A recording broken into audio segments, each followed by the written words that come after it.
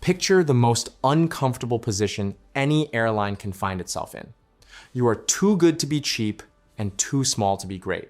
Your product beats the legacy carriers on the metrics passengers actually care about, but you cannot match their networks. Your fares are lower than Delta and United, but not low enough to compete with the ultra-budget carriers. The passengers who want value go to Spirit or Frontier. The passengers who want premium go to Delta or United. And somehow, despite everything, you keep building genuinely brilliant products that win awards and attract loyalty while losing money year after year after year. That is the, can I say, unfortunate story of JetBlue.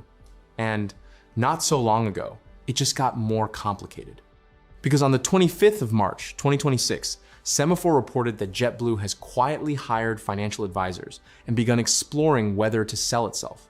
The three potential buyers being scenario planned in Washington are United Airlines, Alaska Airlines, and Southwest Airlines.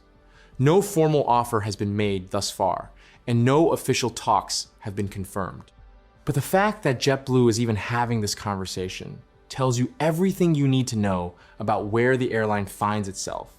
6 years and $600 million of losses into what was supposed to be a story about disruption and revolution. JetBlue has not posted a full-year profit since 2019. Let that sit for a moment. 6 consecutive years without a net profit at an airline that was specifically designed to be better than the competition. Not just cheaper, but better. The story of how it got here is not a simple one. And the story of what happens next is genuinely one of the most open questions in US aviation right now. David Neeleman founded what would become JetBlue in 1999. Initially under the name New Air. He was a man who already knew how to build airlines. He had co-founded Morris Air in the 1980s, a low-fare carrier that was eventually acquired by Southwest Airlines for $130 million. After a brief period inside Southwest, he was let go, which he later described as the motivation that drove everything that followed. He took everything he had learned about operational efficiency, fleet simplicity, and passenger psychology, and applied it to a new concept, an airline based at JFK in New York. One that would fly Airbus, a 320 aircraft, offer leather seats, live television at every seat, and a culture that was genuinely human in a way the legacy carriers had stopped being. JetBlue's first flight operated from JFK to Buffalo in February 2000. Within a year, it had flown over 1 million passengers. In the dark years after the September 11th attacks, when American, United, Delta, and US Airways were all either in bankruptcy or heading toward it, JetBlue was profitable. Researchers at the Massachusetts Institute of Technology coined a term for what happened when JetBlue entered a new market, the JetBlue effect. Fares dropped, demand grew. The airline was genuinely changing the economics of US aviation, route by route, simply by existing and being better. But the trap was always there. The business model Neeleman built occupied a specific position in the market, one that required a particular balance of size, cost, and product to sustain. JetBlue was not a low-cost carrier in the Spirit or Ryanair sense. It cost more to operate because it offered more. It was not a full-service legacy carrier with an alliance network and a corporate travel program feeding it premium revenue at scale. It was something in between. And in between is a position that becomes progressively harder to defend as the airlines on either side of you get more competitive. Now, before I continue, there is something that surprises me every time I go check my analytics. More than 90% watching this video are not subscribed to my channel. First of all, rude. No, all joking aside. When I think about that, when I cover a story like JetBlue, because what is happening to this airline right now is the most direct case study I know of in what the middle of the aviation market actually feels like to operate in. It is not theoretical. It is $9.1 billion of revenue, a net loss of $602 million, and a management team trying to execute a turnaround while privately exploring whether they should sell the whole thing. That is a story worth understanding properly and getting out in the open. So please subscribe to the channel and hit the bell and send this to one person who is totally into aviation and needs to hear about this. Okay, let's go back to where we were in our analysis. The first crack in the model appeared not from competition, but from catastrophe. In February 2007, a Valentine's Day ice storm hit the northeast of the United States. JetBlue, deeply concentrated at JFK, was devastated. Flights sat on the tarmac for hours. Passengers were stranded. The airline's crew scheduling systems, designed for a smaller operation, could not cope with the cascading disruptions across its network. The reputational damage was significant. More painfully, the operational dysfunction revealed structural weaknesses in how JetBlue had scaled. Neeleman was replaced as CEO within months. The airline he had built survived, but the founder who defined its culture was gone. What followed over the next decade was a story of an airline that was genuinely good at the things it did, but that could not find a clear path to the scale it needed to compete sustainably. JetBlue added routes, added destinations, launched Mint in 2014, a lie-flat business class product on transcontinental routes that was widely considered the best domestic premium product in America, beating established carriers that had been in the market for decades at a fraction of the price point. Mint was a genuine triumph of product thinking. It won awards, passengers who flew it recommended it to everyone, but Mint served a small percentage of the network, and the rest of the airline was still grinding through the same structural problem: not cheap enough, not big enough. The attempt to solve the scale problem came in two acts, and both ended in legal failure. The first was the Northeast Alliance with American Airlines, announced in 2020. The partnership would have allowed the two carriers to coordinate routes, share revenue, and effectively act as a single combined entity across New York and Boston. JetBlue gained access to American's global network and corporate customer base. American gained a more competitive position in the Northeast against Delta and United. The Trump administration blessed it in 2020. Then, the Biden administration sued to block it, arguing it was anti-competitive. In May 2023, a court agreed and ordered the alliance dissolved. 3 years of partnership, building, and coordination, unwound by a judge in a single ruling. The second act was the proposed acquisition of Spirit Airlines. JetBlue announced in 2022 its intention to buy Spirit for $3.8 billion, a deal that would have transformed JetBlue into a genuinely large carrier by adding Spirit's ultra-low-cost network and fleet to its own. The Department of Justice sued to block it in 2023. A court ruled against the merger in January 2024. JetBlue terminated the deal in March 2024. Two strategic bets in 3 years, both blocked by antitrust law. The Spirit deal also came with a price beyond the legal failure.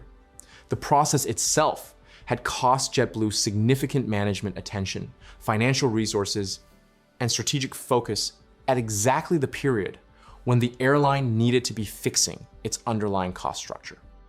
By the time JetBlue emerged from those two defeats, the competitive landscape had tightened further. Spirit collapsed into bankruptcy. Frontier absorbed what remained and repositioned. The ultra-low-cost space JetBlue had briefly considered entering consolidated around different players. And in the premium segment, Delta and United had both significantly upgraded their products, making the gap between legacy carrier and JetBlue narrower than it had been when Mint launched. The window of competitive differentiation that had defined JetBlue's identity was closing. Into this context came JetForward, the turnaround program launched in 2024 under CEO Joanna Geraghty. The strategy is built around 4 priorities: reliable and caring service, the best East Coast leisure network, a stronger premium and loyalty offering, and a secure financial future. In 2025, JetForward delivered $305 million of incremental EBIT improvement, exceeding its original target of $290 million.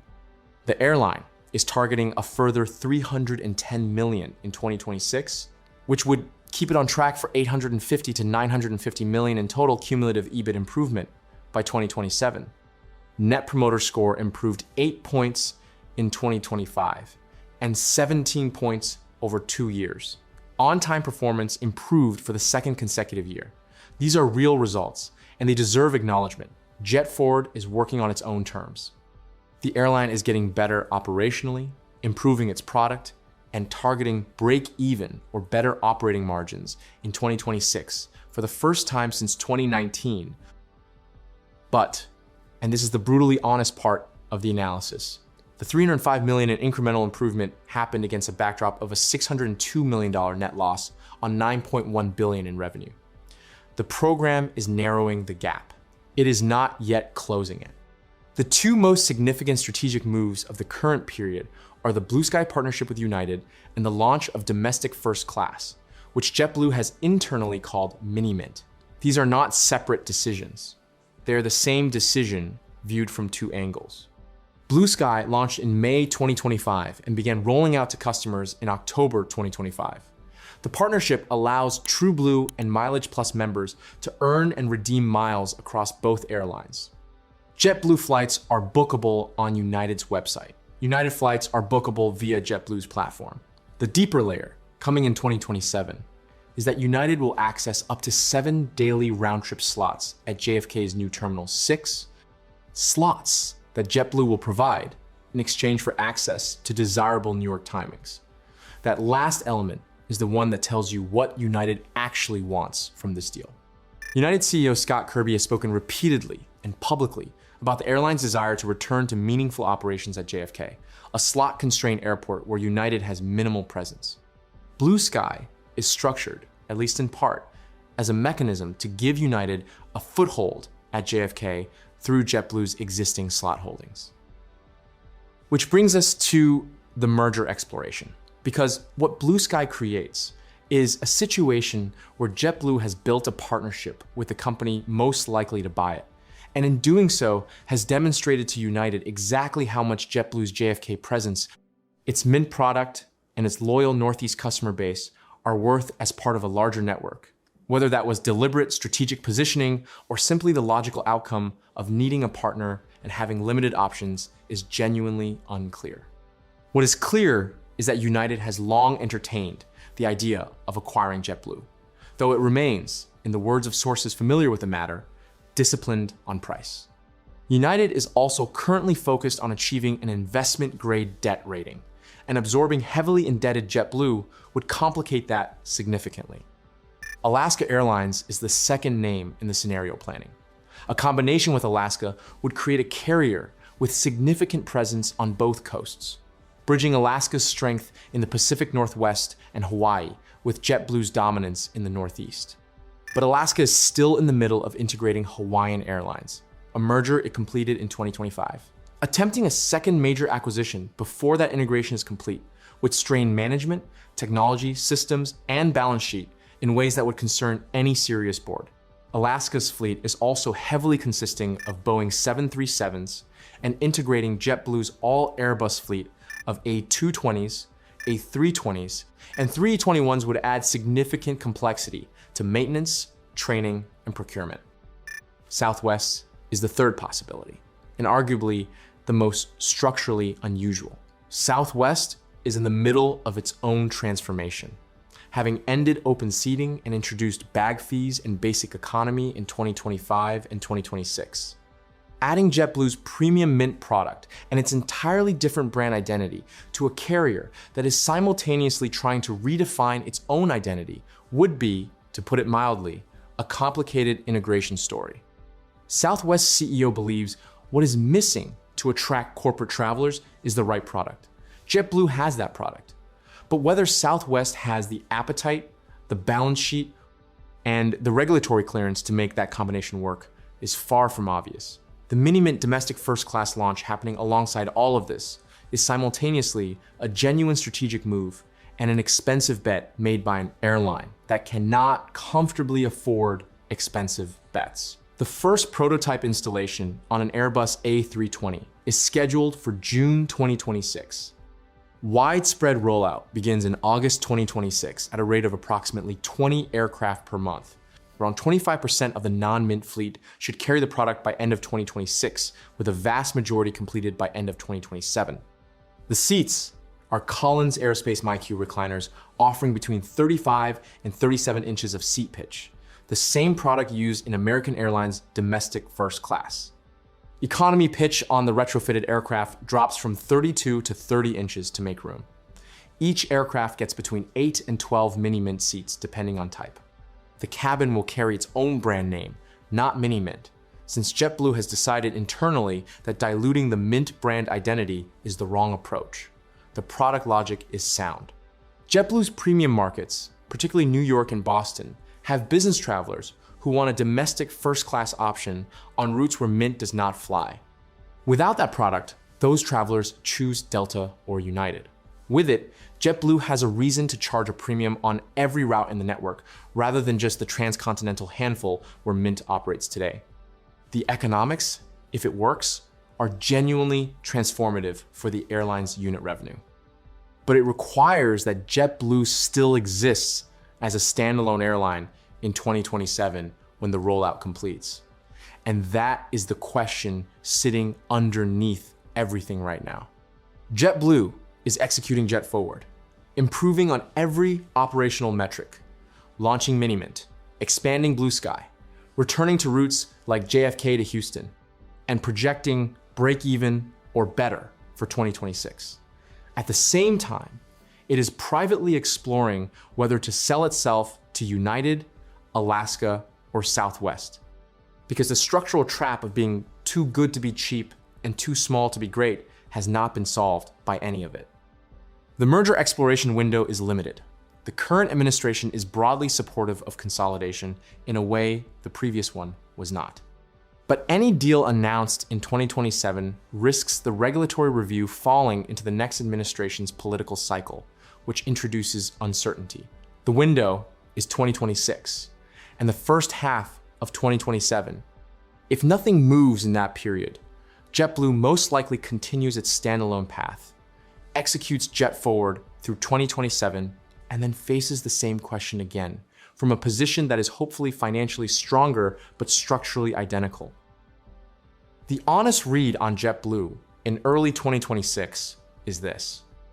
It is an airline with a genuinely excellent product, a genuinely loyal customer base, and a genuinely unresolved strategic problem that 5 years of trying has not fixed. Minimint might help. Blue Sky might help. JetForward is definitely helping. But the market it operates in is one where being good is not sufficient. Scale matters. Alliance membership matters. Hub economics matter. And JetBlue has none of those things at the level its competitors have them. The decisions being made right now in boardrooms and advisors' offices across New York about who JetBlue partners with or sells to or stays independent as will define what American aviation looks like for the next decade. If this gave you a clear picture of one of aviation's most genuinely compelling survival stories, hit the like button and subscribe if you are not already. And leave your view in the comments. Do you think JetBlue should stay independent and execute JetForward? Or does the structural logic of American aviation mean it will inevitably end up inside a larger carrier? Let me know in the comments down below, and believe me when I say I read all of them. Thank you for watching, and see you in the next video.